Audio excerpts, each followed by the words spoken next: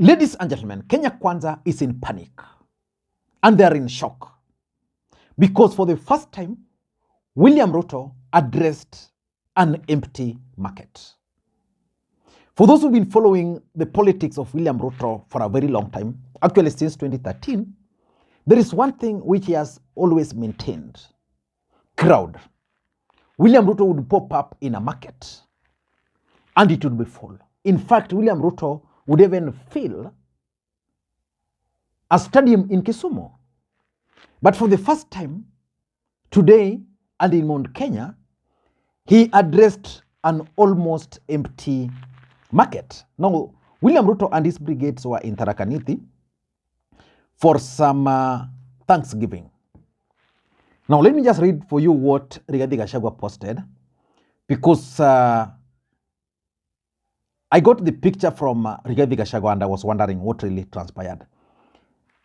William Ruto, this is what Rigathi Gachagua posted earlier, that our engagement today with the great people of Tharaka Nithi was momentous during the international, I think it should be interdenominational Thanksgiving service, as we continue to build our nation. We must move forward as a nation to prosperity where no one is left behind, blah, blah, blah. And the photos which were shared there, I think it was in a tent. I'm told this event took place in one of the stadium there. And the stadium was full. Then after this, then they left and they went to this particular market. And this is what Rigathi posted, and these photos are actually from Rigathi Gachagua's Facebook page, that we acknowledged greetings from Wananchi at Kibugua Market, the promise we made to the people of Kenya to grow our nation economy, create jobs for our youths, ensure universal health care, reform the agriculture sector, and fully implement the plan, remain unrattled. And he shared the photos you are seeing on the screen there. And if you were keen,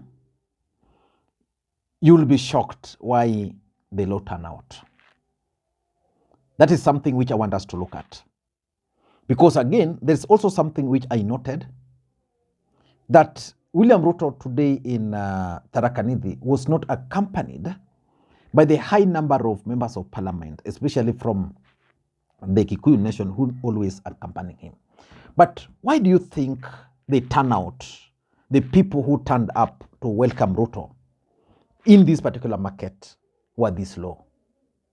Before we do that, in case you are watching this channel for the first time, please take a second or two, click the subscribe button, so that next time we produce a video like this, YouTube will automatically notify you. And to the subscribers, I want to continue thanking you guys for your continued support, because without that support, this channel cannot be where it is now. Let me take you back a bit. A few years ago, I think 3 years ago, Uhuru Kenyatta started experiencing low turnout in his rallies. Uhuru Kenyatta would make some impromptu appearance in markets, and the turnout would always be low. At some point, I remember this must have been in one of his constituency in Gatundu South, when they turned up and people were just like there, not really bothered. And the explanation which those who were supporting Uhuru Kenyatta posted then was that that was an impromptu visit. But remember, we were talking of a president at that time. And nowadays, I really understand. And that's why when I saw this small crowd turning up for William Ruto's rally there, I was like, really, what's happening? Because William Ruto had completed the other rally, which in my view was okay. It was in a kind of tent. But no, this was roadside. The fact that they stopped to address it, the fact that people were there, simply means that they had planned to address those people. So why do you think the turnout was low?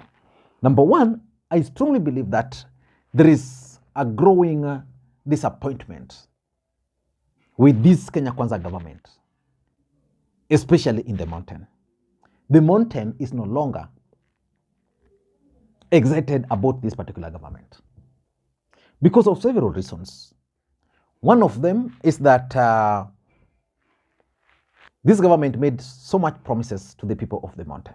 Because remember, they had the presidency, Uhuru Kenyatta, and they felt that Uhuru Kenyatta disappointed them. So they voted against Uhuru Kenyatta in the expectation that these guys were going to perform better than Uhuru Kenyatta. But as things stand today, that's not forthcoming. So they are disappointed. Again, there's also some, what I normally call Mount Kenya factor. You know, Mount Kenya had hoped that they were going to own this government.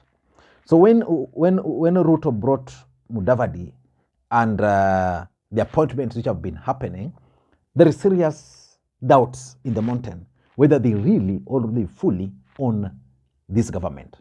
But the fact of the matter is that there is disappointment in Mount Kenya, and that's why they are no longer excited about William Samoei Arap Ruto. I won't be surprised that other people were just busy in the market doing their own things, while Ruto, Rigathi, and the group were addressing these people along the road.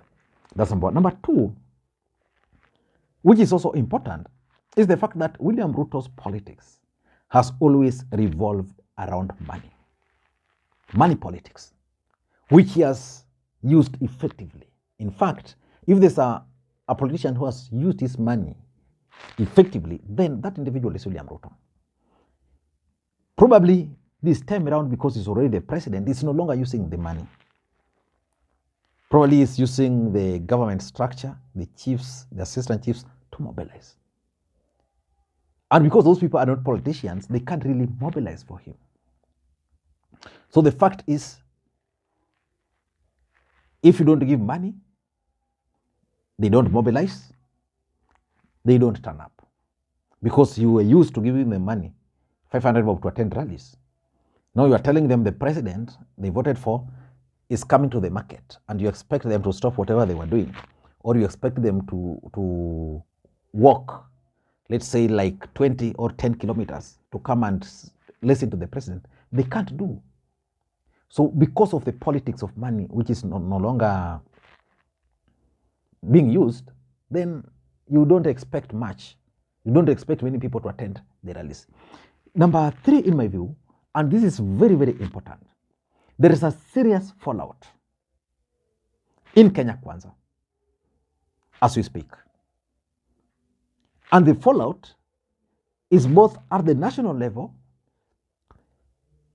and in Mount Kenya, and again further in Mount Kenya. At the national level, there is the camps which have emerged, Mudavadi, Rigathi. And if you listened today to the speech by Rigathi Gachagua and another speech by Sakaja somewhere in Nairobi, where Sakaja was like, Ruto should talk to Raila, and that there are certain individuals who are keen on a divided country. They're not keen on the unity of the country. And then Rigathi Gachagua coming out to state clearly that he's not going to allow Raila Odinga to have handshake with Ruto. And he's going to make sure that he's in State House, roaming around just to ensure that Raila Odinga doesn't sneak. So that tells you that there's a fallout. But now that's not relevant to what happened today in Tharaka Nithi. In Tharaka Nithi, the fallout was between Rigathi and Nyoro. You know, there are people in the mountain who are pushing for Rigathi Gachagua because he's the deputy president. And then there are those who are pushing for Ndindi Nyoro because he's young and he has that chance of becoming the president. If you look at the people who accompanied Ruto today, those allied to Ndindi Nyoro, if you know them, were missing. That's the fact. They were missing in action. So there's a possibility that all those dynamics played. Then there is also the element of Mount Kenya East and West. When we talk of East, we are talking of Meru, Tharaka, Embu, and the rest. When we talk of East, we are now talking of the Kikuyu nation. William Ruto made certain changes in Jubilee, where he made Cecil Mbarire as the chairperson of Jubilee Party, which means he took Jubilee from Uhuru Kenyatta and then took it to East. It had political implications. So those fallout can actually play out. The fallout can actually play out. And the moment they play out, then the turnout definitely will be felt, in my view. The other reason why the turnout, people are no longer turning up for William Ruto's rallies in the mountain, in my view, is because William Ruto is no longer following the 48 laws of power, especially law number 16, which states clearly that use absence to create honor and respect. You know, William Ruto achieved whatever he wanted to achieve by going to the mountain 5 times a week between 2017 and 2022. These guys went ahead, voted for him. He became the president. So the expectation is simple. We want you to deliver to the promises you made to us. But William Ruto is not doing that. William Ruto is still going to them. Every week, William Ruto is in the mountain. Every week, with the same message, with the same group of people. So which means William Ruto is now becoming a common figure. And the fact that he's becoming common, his presence no longer excites people to go and see him. And again, being common would mean that he has nothing new really to offer the people. And because he has nothing new to offer the people, how do you expect those people to turn up to listen to him? They can't. And lastly, if you ask me, I think there's also the reality which is now dawning on the most people in the mountain. The reality that we had a campaign period, it's now over, and then we now have the reality, government. You know, they were told we are going to do this, we are going to do this, we are going to do this, we are going to lower cost of living. You know, the cost of living is still there. People are now getting the reality that, okay, things are not changing. We have to go back to your farms. You have to go to your businesses. You have to do whatever it takes to put food on your table. So that reality is actually dawning on these people. And remember, there's no any other place where William Ruto really campaigned harder than the mountain. So let us wait and see how things are going to turn out. But for me, this is the first time I witnessed William Ruto organizing a rally and people are not turning up for that particular rally. Maybe it was not planned, but again, even if it was not planned, William Ruto's rally would still have attracted serious crowd. So which means something is wrong somewhere. I think this is not the first time. There was another time also, I think it was also in the mountain, where the crowd was not really that big and people assumed. Now this is now the second one. I don't know what you think. Let me hear your thoughts. Why do you think these people are no longer excited about William Ruto's rallies in the mountain? Thank you guys, and please may you have a good day. Bye-bye.